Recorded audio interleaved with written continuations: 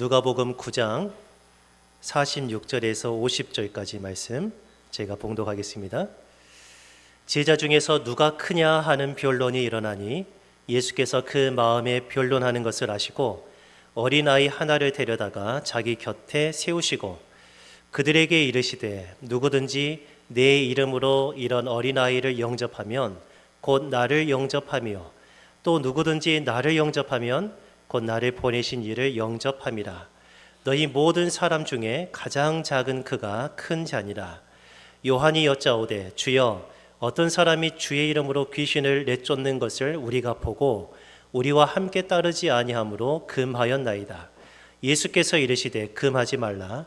너희를 반대하지 않는 자는 너희를 위하는 자니라 하시니라. 아멘.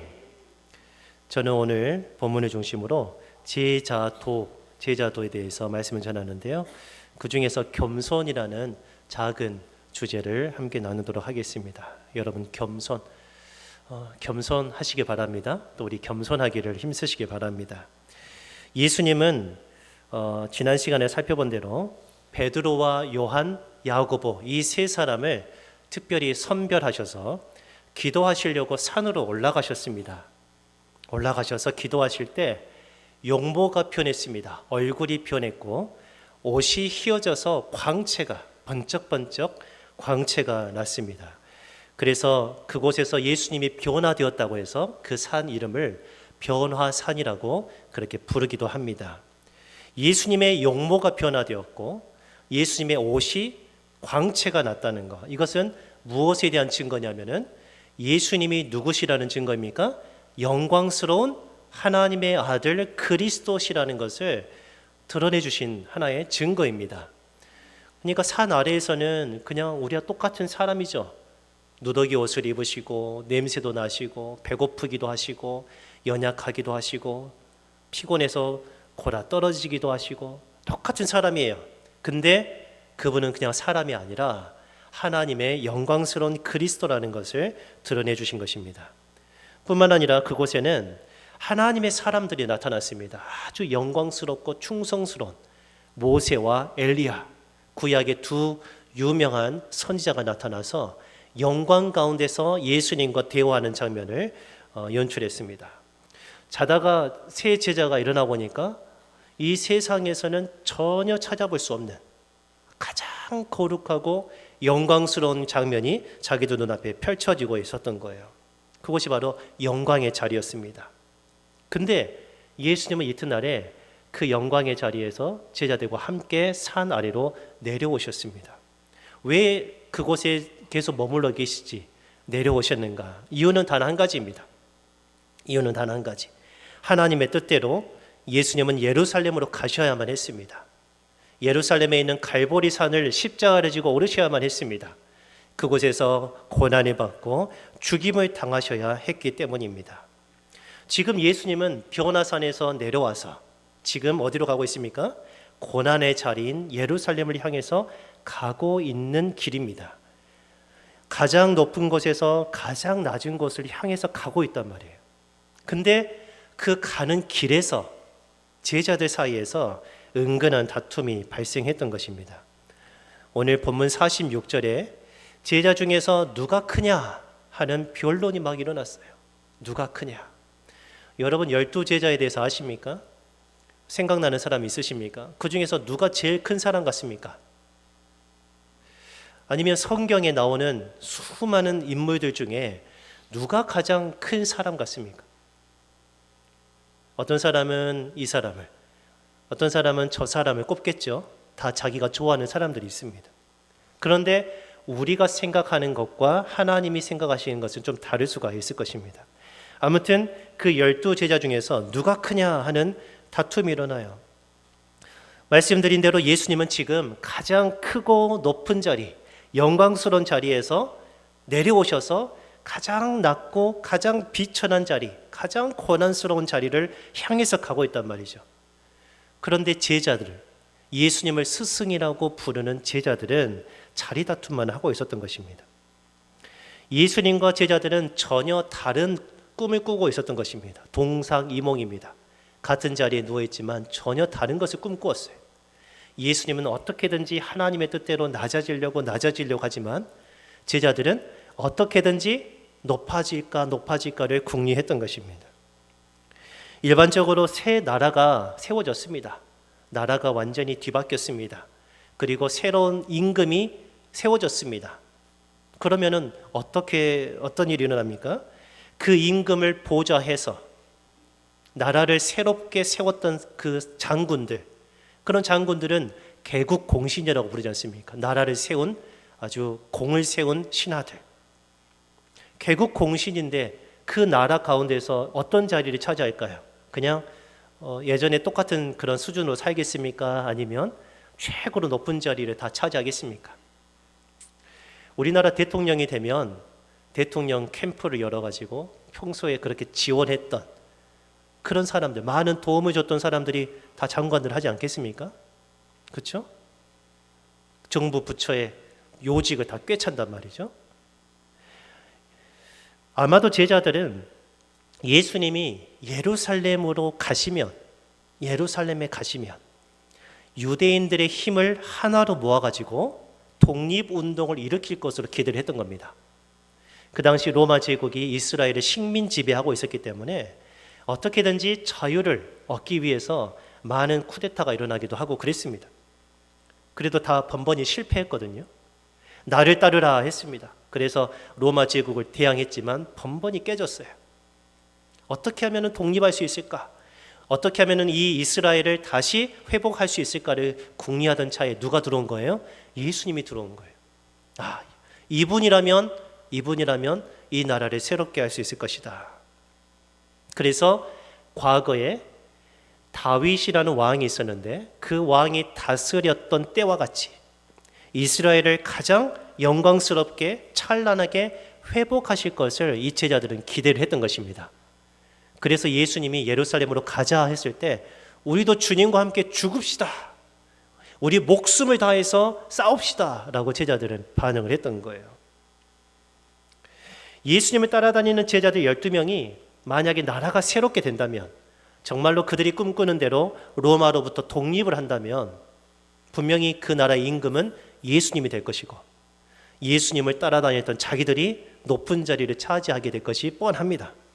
근데 그 중에서 누가 가장 높은 자리를 차지할 것이냐, 이것에 대해서 서로 얘기하지 않겠습니까?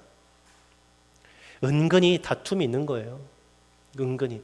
제가 나중에 기회가 되면은 이제 그림도 보여드릴 텐데 이제 다른 시간에요.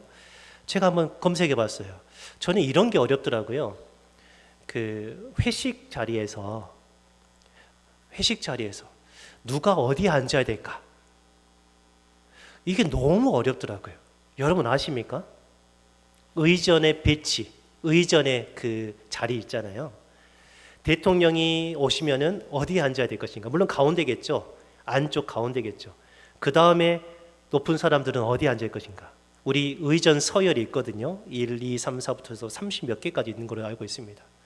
고위 공무직입니다. 어디 앉아야 됩니까? 근데 만약에 실수했다고 해보세요. 실수했어요. 일반적으로 여기에 가장 높은 사람이 앉아야 되는데 다른 사람이 앉았다고 생각해 보십시오. 대판 이제 깨지는 겁니다. 준비한 사람들은. 대통령은 이제 대통령이라고 칩시다. 우리 가운데서 우리 교인들이 식사하러 갔습니다. 저는 어디를 앉아야 되겠으며 여러분은 어디 앉아야 되겠습니까? 제 옆은 누가 앉아야 되겠습니까? 제가 확실하게 말할 수 있는 것은 교회에서는 높은 사람 사실은 없지만 목사님에게서 제일 멀리 떨어진 것이 상석입니다. 무슨 말인지 아십니까? 목사님이 딱 앉으면 옆에서부터 앉는 게 아니라 저기서부터 앉아요. 그렇게 목사가 싫은가 봐요. 부담스러운가 봐요. 아무튼 근데 세상은 그러지 않거든요. 누가 부장님 옆에 앉는가? 이게 굉장히 중요한 겁니다. 자리 다툼. 나중에 기회가 되면 그걸 보여드리겠습니다. 이런 것이 있구나.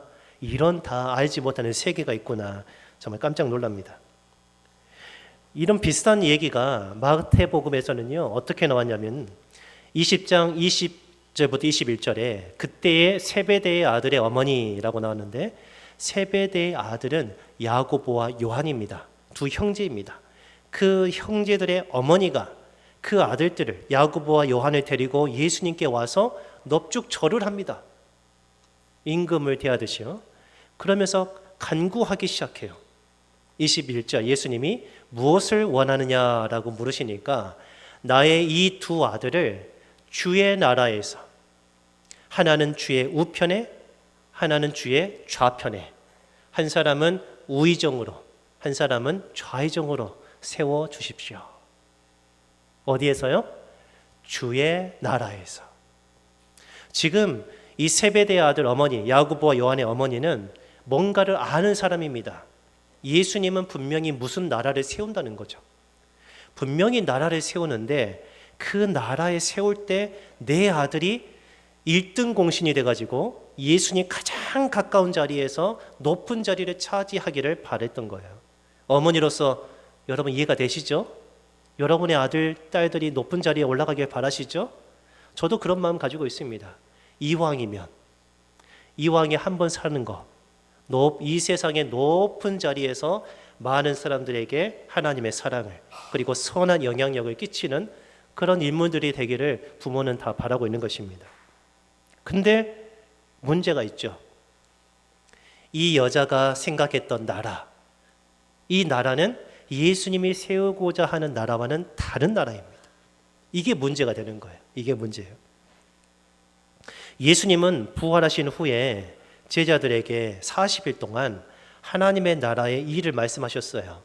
사도행전 1장 3절에 그가 고난받으신 후에 또한 그들에게 확실한 많은 증거로 친히 살아계심을 나타내사 그분은 십자가에서 죽으셨지만 3일 만에 부활하셨습니다. 그래서 많은 증거를 나타내 주셨다는 거예요. 40일 동안 이 땅에 계시면서 제자들에게 자기를 보여주셨습니다. 내가 죽었지만 부활했다라는 거예요. 그러면서 그들을 가르치실 때 하나님 나라의 이 일을 말씀하셨습니다. 그럼 여기서 말하는 하나님의 나라의 일이라고 하는 것은 하나님의 나라가 온다는 거고 그 나라에 너희들이 일꾼이 되어야 된다. 그런 거 가르치지 않았겠습니까? 그 나라의 백성이 되기 위해서는 이렇게 해야 되고 너희가 그 나라에서 이런 일들을 해야 된다라는 것을 가르쳤을 겁니다. 근데 제자들은 부활하신 주님을 앞에 두고도 그들의 눈이 여전히 어두웠어요. 예수님이 말씀하신 하나님의 나라라는 것을 여전히 이 땅의 나라로 생각을 했던 거예요. 그래서 사도행전 1장 6절에 제자들이 말합니다. 그들이 모였을 때 예수께 여쭈어 이르되 주께서 무엇을 회복하신다고요? 하나님의 나라를이 아니에요. 이스라엘 나라를 회복하심이 이때입니까? 라고 물어봐요. 다시 말하면은 주님께서 이제 우리를 로마로부터 독립을 시킬 때가 바로 이때입니까? 우리가 준비하겠습니다. 칼을 갈겠습니다. 창을 준비하겠습니다. 사람들을 다 모으겠습니다. 이렇게 생각을 했던 거예요. 그때 예수님 말씀하시기를 때와 시기는 아버지께서 자기의 권한에 두셨으니 너희가 알 바 아니고 너희가 꿈꿔야 될 것은 하나님의 복음을 전하는 일인데 너희가 성령을 받아야 된다라고 이어서 말씀을 하시는 겁니다. 여전히 제자들은 예수님께서 세우실 나라가 이 땅의 나라라고 생각하는 거예요. 그러니까 이 나라가 세워졌을 때 누가 높은 자리에 올라가겠느냐 당연히 고민할 수밖에 없는 것입니다. 요약하면은 예수님은 지금 고난을 향해 낮아지고 있다는 거예요. 근데 제자들은 영광을 향해서 높아지려고 했던 것입니다. 동상이몽이죠. 그때 예수님은 어린아이 하나를 데려다가 자기 곁에 세우셨습니다. 요즘이야 어린아이가 굉장히 귀합니다. 한 15년 전에 이제 중국에 이제 뭐 단기 선교를 가고 그러면 아이들을 중국은 그렇게 귀하게 여긴답니다. 아이들을 그렇게 귀하게 여겨요. 물론 중국에서 이제 뭐 산하 제한도 막 하고 뭐 그런 일이 있지만 아이를 굉장히 귀하게 여겨요. 그래서 아이를 많이 낳았다 그러면 따봉입니다. 정말 위대한 사람으로 치고 아이를 위해서 굉장히 투자를 많이 합니다. 중국 사람들은. 근데 역전이 되었죠. 그때만 해도 우리나라는 좀 괜찮았던 것 같습니다. 근데 지금은 아이를 낳지 않아요. 아이가 너무너무 귀합니다. 아이가 요즘 시대에는 대접을 받는 시대가 왔습니다. 근데 예수님 시대에는 아이들이 너무나도 흔했습니다. 한 가정당 10명씩. 유대인들은 보통 10명씩 난다고 그래요. 여자의 사명이 무엇인가? 아이를 낳는 것, 그 아이를 기르는 것, 그 중에서 가장 똑똑한 사람을 랍비로 세우는 것. 이게 가장 영광스럽게 생각했던 그 시절이에요. 그러니까 아이들은요, 속된 말로 발로 치이는 게 아이들이었습니다. 귀하게 여기질 않았어요. 숫자를 셀 때도 남자 어른들만 셌습니다. 그래서 오병이어 사건 때 남자만 5,000명이다 이렇게 말했지 않습니까? 아이들은 숫자에 들어가지도 않아요. 근데 그 어린아이 하나를 데려다가 자기 곁에 세우셨습니다. 누가 예수님 옆에 설 것인가, 이거를 노리고 있는 제자들을 보란 듯이 어린아이를 예수님 곁에 세우셨다는 거예요. 제자들은 의아했겠죠. 왜 저 꼬맹이가 저기 서 있을까? 의아했을 거예요. 근데 예수님은 48절에 하신 말씀이, 같이 한번 읽어볼까요? 그들에게 이르시되 누구든지 내 이름으로 이런 어린아이를 영접하면 곧 나를 영접함이요, 또 누구든지 나를 영접하면 곧 나를 보내신 이를 영접함이라. 너희 모든 사람 중에 가장 작은 그가 큰 자니라 라는 말씀을 하십니다. 제자들은 어떤 질문을 했습니까? 누가 가장 높기 때문에 최고의 대우를 받아야 되는가? 이런 질문을 했는데 예수님은 오히려 그것을 바꾸셨어요. 어떻게 해요? 누구를 가장 극진히 섬길 수 있어야 하는가? 말이 좀 다르죠? 누가 가장 위대하기 때문에 위대한 대접을 받아야 되는가? 이거 제자들의 관점이었다면 예수님은 누구를 가장 존귀하게 섬겨야 되겠는가? 이런 관점으로 완전히 질문을 바꾸셨습니다. 어린아이와 같이 가장 작은 자, 가장 낮은 사람, 그 사람을 영접하는 것은 곧 예수님 자신을 영접하는 것이고, 예수님을 영접한다는 것은 예수님을 보내신 분을 영접하는 것이다. 최고로 높으신 하나님을 영접하는 것이다 라고 어린아이와 하나님을 어떻게 보면 같은 선상에 놓고 지금 말씀하는 거예요. 제자들은 이해할 수 없었겠죠. 하나님은 지극히 높으시고 영광스러우신데 이 아이는 가장 낮고 천한데, 예수님의 말씀을 도대체 이해할 수가 없었을 것입니다. 여러분, 어린아이를 영접한다는 거, 영접이란 말 아시죠? 영접, 그냥 맞아들이는 그 수준이 아닙니다. 임금이 행차할 때 영접하는 거예요. 길에다가는 꽃길을 깔고, 그리고 최고급 옷을 말 위에다가 깔고 거기를 다니면서 좋은 악기로 풍악을 울리고, 그리고 아이들을 동원해서 꽃을 날리고, 그게 바로 영접하는 거 아니겠습니까? 근데 어린아이를 영접하래요. 어린아이를 영접하래요. 어떻게 하면 어린아이를 영접할 수 있겠습니까? 질문입니다. 어떻게 하면 어린아이를 내가 영접할 수 있을까요? 차라리 시장님을 영접하라면 더 나을지 모르겠습니다. 그냥 깨끗하게 다 정리정돈하고 그 다음에 동선 다 짜가지고 의전을 하면 되는 겁니다. 근데 어린아이는 어떤 식으로 영접할까요? 우리는 어린아이를 영접한 길이 없습니다. 그래 본 적이 없는 것이죠. 여러분, 어떻게 어린아이 영접합니까? 저는 이렇게 생각합니다. 어린아이의 눈높이까지 낮아져야 돼요. 어린아이 수준에까지 내가 낮아져야만 어린아이를 섬길 수 있어요. 오히려 어린아이보다 더 낮아져야 어린아이를 떠받칠 수가 있다는 거예요. 굉장한 원리입니다. 중요한 원리예요. 이 세상에서 가장 낮고 비천한 사람을 여러분 영접하려면 우리가 어떻게 해야 되겠습니까?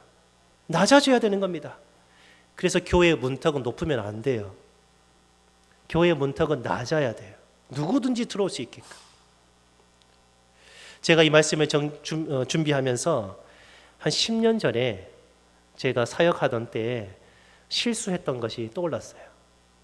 정말 부끄러운 실수예요. 나눠드릴까요? 여러분 하지 말아기도 할 겁니다. 제가 광주에서 사역하고 있었던 데인데 그 교회는 목요일 오전에 기도회를 했습니다. 제가 기도회를 인도했는데 그때 목사였습니다. 부목사였죠. 근데 여름이었어요. 1시간 전부터 에어컨을 틀어놨습니다. 다 음악도 틀어놓고 깨끗하게 다 해놨어요. 이제 어르신들이 오시게 되면 시원한 가운데서 말씀을 전하고 함께 기도하고 찬양할 수가 있어요. 근데 이제 좀 준비를 해놓고 시간이 돼가지고 제가 먼저 그곳으로 갔는데, 사무실에 있다 갔는데 갑자기 코끝을 찌르는, 이건 세상에서 맡을 수 없는 아주 악취가 나기 시작하는 거예요. 저는 지금도 그 악취가 막 코를 찔러요. 한 번도 그런 걸 맡아본 적이 없어요. 이게 무슨 냄새지? 복도를 따라 들어갔습니다. 그리고 문을 열고 그 교육관을 딱 봤는데 거기에 뭐가 있었냐면, 누가 있었냐면 노숙인이 발도 시커매가지고 옷도 아주 낡아가지고 제일 뒤에 시원한 곳에 이렇게 탁 옆으로 누워가지고 와, 이렇게 있는 거예요. 여러분, 제가 어떻게 했겠습니까? 제가 어떻게 했습니까? 말해보세요. 물론 당연히 일어나라고 했겠죠. 근데 아마 그때 제 혈압을 쟀더라면 그 혈압기가 깨졌을 겁니다. 순간 막 치밀어 오르는 분노가 있잖아요. 이상하게 그 분노가 막 치미는 거예요. 저희 실수라고 말씀드렸습니다. 철도 없고 너무나도 옹졸하고 세상을 몰랐던 철없는, 지금도 그러지만요. 그때 너무 화가 나는 거예요.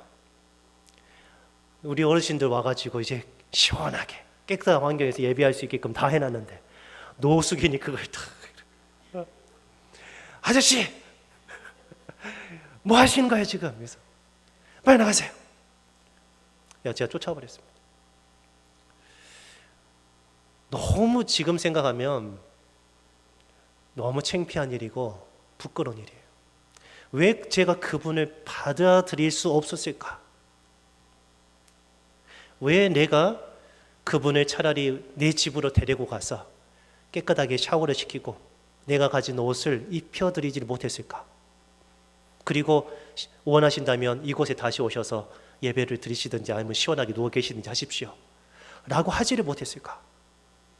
왜 그분의 손을 잡고 식당에 데려가서 따뜻한 국밥 하나 사드리지 못했을까? 교회 바로 앞에 국밥집이 있었는데 왜 그랬을까? 왜 그랬겠습니까? 교만해서 그러죠 뭐. 그 사람에게까지 내가 낮아지지 못하는 거예요. 그 사람의 심정을, 상황을 헤아릴 수 있는 그런 형편이 안 된 거예요. 제가. 저는 높은 사람이거든요.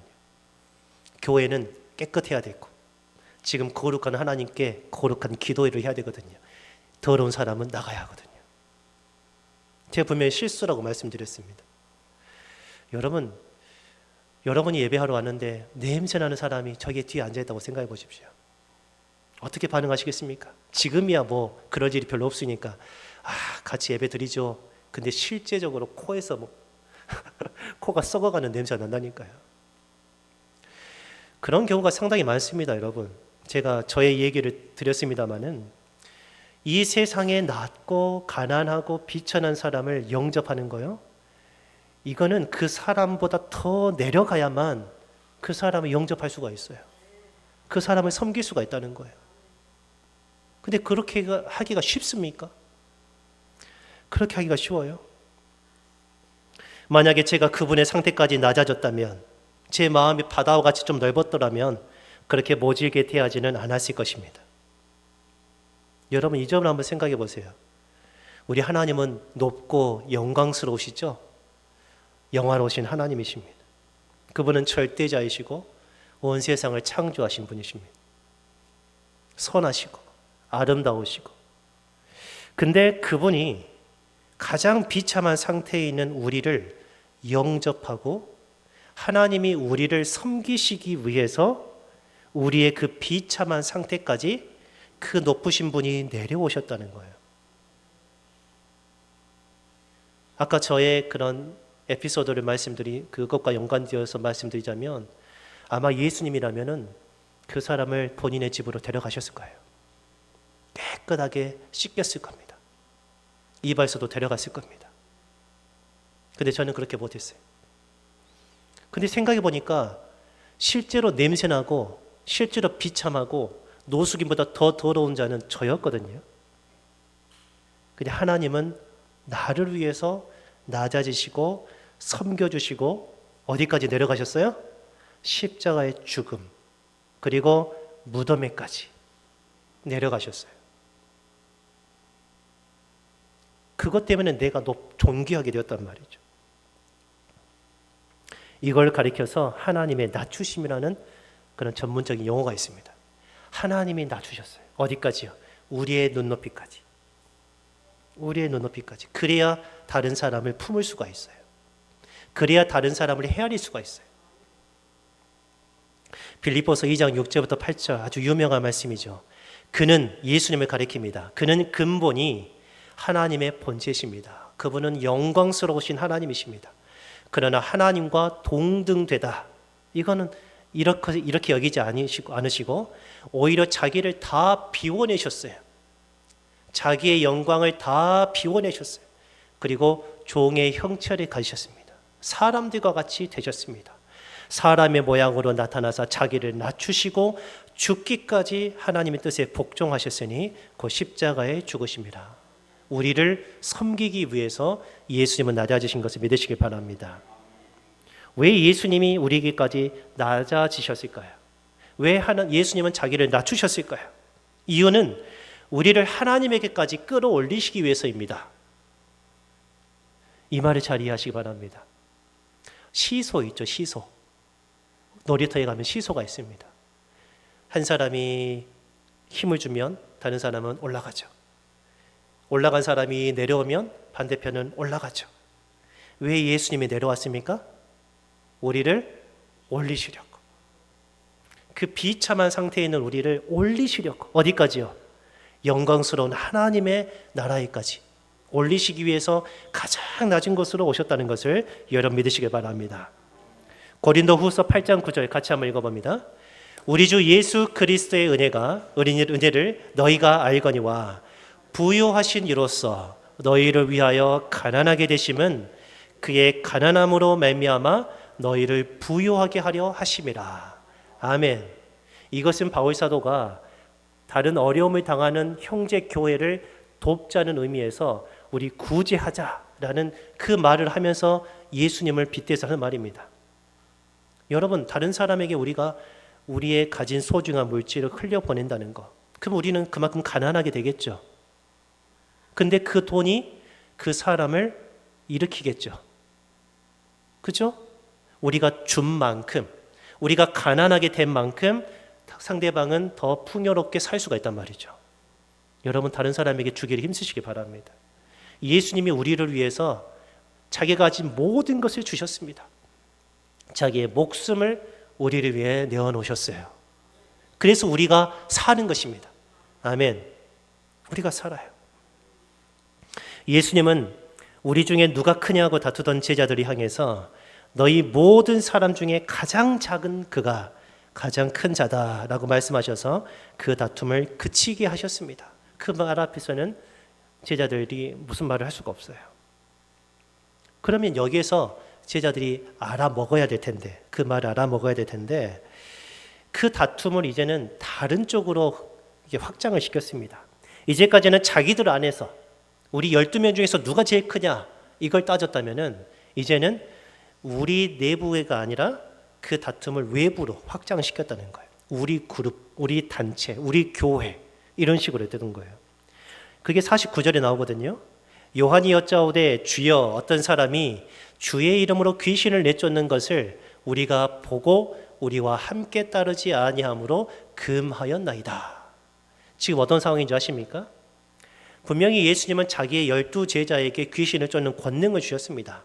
그리고 나가서 하라겠죠. 근데 제자들이 하는 것을 보고 또는 예수님이 하는 것을 보고 그 그룹, 그 단체에 속하지 않은 어떤 한 개인이 자기도 한번 예수님의 이름으로 귀신을 명해보니까 귀신이 나가더라는 거예요. 귀신이 나가더라는 거예요. 그것을 누가 본 거예요? 요한이 봤어요. 불같은 사람입니다. 요한이 보고 왜 저 사람이 귀신을 쫓아내지? 우리 스승님의 이름으로? 저 사람들은 지금 우리 사도 그룹에 들어오지 않은 사람들인데 왜 저 사람이 함부로 저런 말하지? 하지 마! 이렇게 내쳤다는 거예요. 이 요한의 말, 행동에는 어떤 것이 들어있는 줄 아십니까? 그 숨은 의미가 있어요. 아마도 요한은 이런 의도를 가지고 그렇게 말하고 행동했을 것입니다. 예수님, 이제 우리끼리는 서로 누가 크냐고 다투지 않겠습니다. 그런데 예수님, 그래도 저 사람들보다 우리 12명이 더 낫지 않겠습니까? 왜냐하면 우리는 예수님을 제일 가까이에서 보호하지 않습니까? 근데 저 사람은 우리와 함께 예수님을 따르지는 않잖아요. 그러니까 우리가 더 나은 사람들 아닙니까? 라는 그런 의도가 담겨 있어요. 결국에는 누가 높냐는 거예요. 우리가 더 높다는 거죠. 아까는 내가 높다. 지금은 우리가 높다. 이거예요.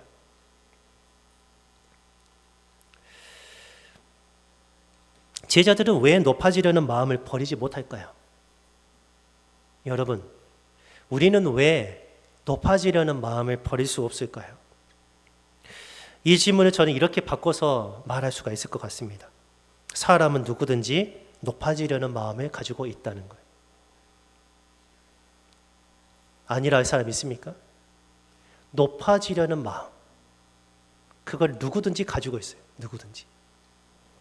예수님은 지금 자기를 따르는 제자들에게 제자의 길, 제자 도를 가르치십니다. 특별히 다른 사람보다 높아져서 섬김을 받으려는 교만을 버리고 오히려 낮아져서 다른 사람을 섬기는, 어린아이까지도 섬길 수 있는 겸손을 갖추라고 가르치고 계십니다. 여러분, 제자도가 무엇입니까? 말 그대로 제자가 걸어가야 할 길 아닙니까? 제자는 어떤 길을 가야 됩니까? 자기의 스승의 길을 가야 되지 않겠습니까? 그죠? 스승이 보여준 그 모습 그대로 제자는 가야 합니다. 예수님은 현재 어떤 길을 가고 계십니까? 변화산에서 갈보리산으로 지금 내려가고 계십니다. 그 자신이 영광스러운 하나님의 그리스도이시지만은 그 영광을 뒤로하고 고난을 향해 나아가고 있는데, 제자라는 자들은 예수님의 길을 거슬러서 자꾸 올라가려고만 했던 거예요.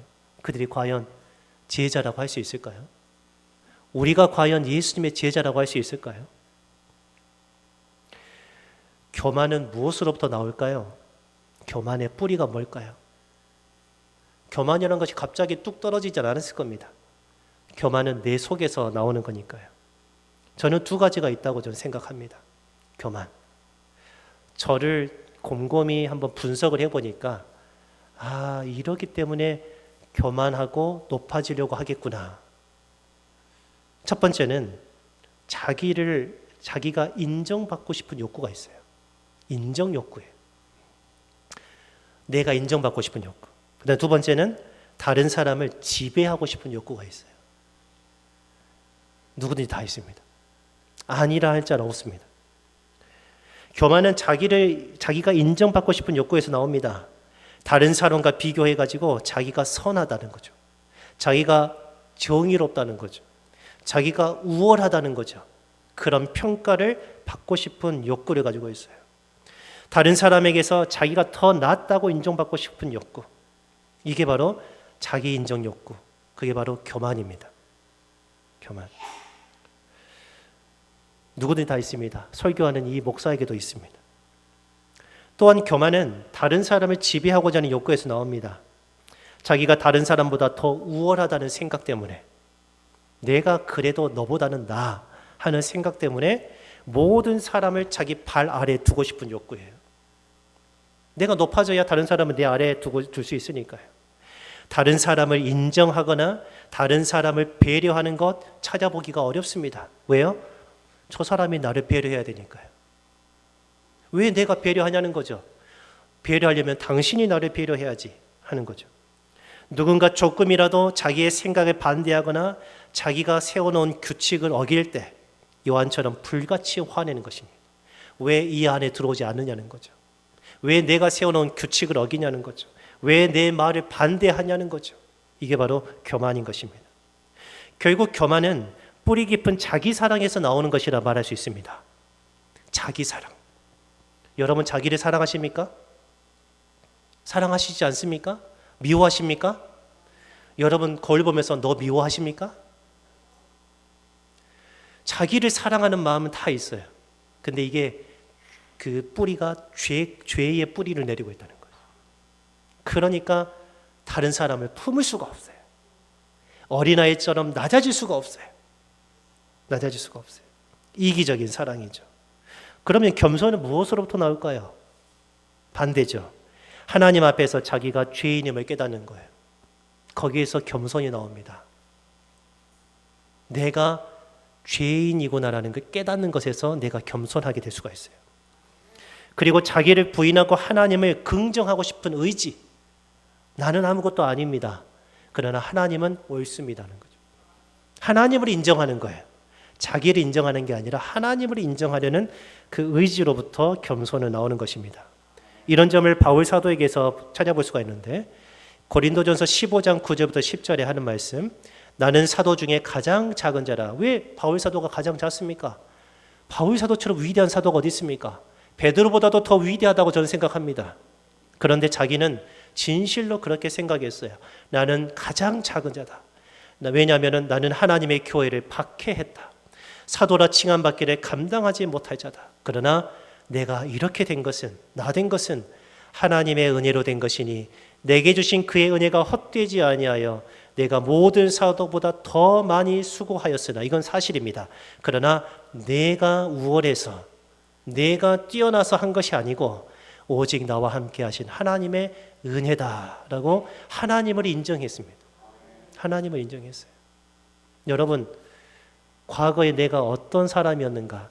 만약에 내가 예수님을 믿지 않는 상태였다면, 지금 예수님을 내가 몰랐다면 나는 어떻게 살았겠는가? 여러분 깊이 한번 생각해 보시기 바랍니다. 여러분 청사진, 너무 희망적인 청사진이 그려집니까? 저는 아찔해요. 저는 아찔해요. 내가 만약 예수님 안 믿었다면 정말 망나니 인생을 살지 않았을까? 그러나 그런 나를 하나님이 어렸을 때부터 만나 주셨다는 거예요. 그러니까 교만해서는 안 되는 것이죠. 근데 이걸 잊어버리니까 자꾸 내가 뭔가 된 것이냐 생각해요. 내가 뭔가 잘한 것이냐 생각한단 말이죠. 하나님 앞에서 자기가 죄인인 것을 여러분 늘 기억하시기 바랍니다. 하나님은 그리스도인에게 어떻게 행동하라고 말씀하셨습니까? 두 가지를 말씀드리자면 빌립보서 2장 3절에 같이 한번 읽어볼까요? 아무 일이든지 다툼이나 허용으로 하지 말고 오직 겸손한 마음으로 각각 자기보다 남을 낮게 여기고, 다른 사람을 낮다고 여기라는 겁니다. 제가 제일 못하는 겁니다. 다른 사람을 더 낫다고. 여러분 지금 옆에 계신 분들과 한번 하십시오. 성도님은 저보다 더 낫습니다.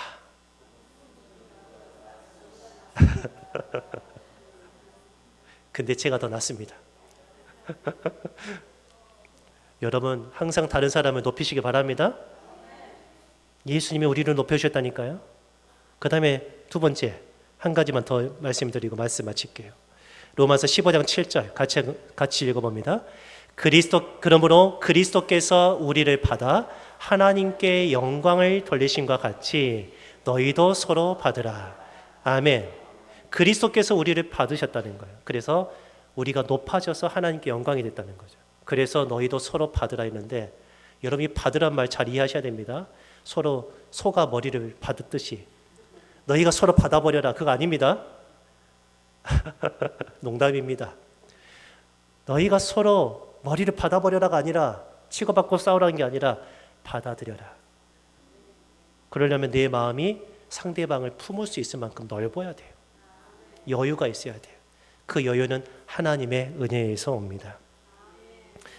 말씀을 정리하겠습니다. 참된 제자는 예수님이 계시는 곳에 함께 있는 자입니다. 참된 제자는 예수님이 가시는 곳에 함께 가는 자입니다. 참된 제자는 예수님의 삶을 그대로 따르려고 몸부림치는 사람입니다. 제자의 표지 중에 하나가 겸손입니다.